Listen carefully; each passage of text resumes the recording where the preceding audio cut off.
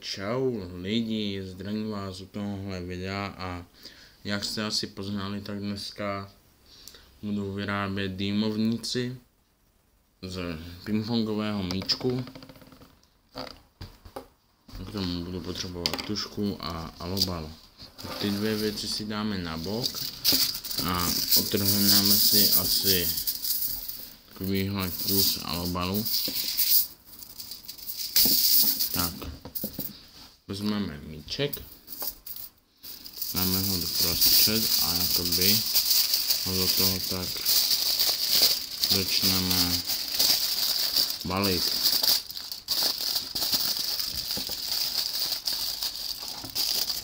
Tak začneme ho kolem toho balit.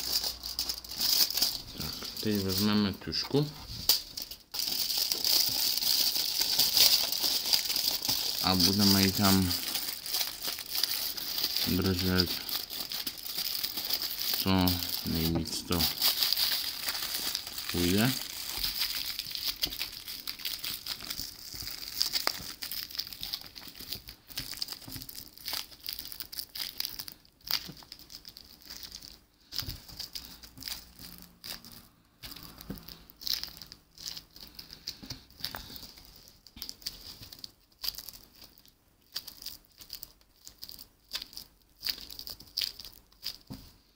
Tak, teď tužku dáme a máme vyrobenou dýmovnici.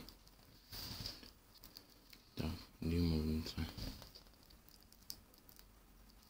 Takže pokud se vám tohle video líbilo, zanechte like, odběr, komentář. Čau.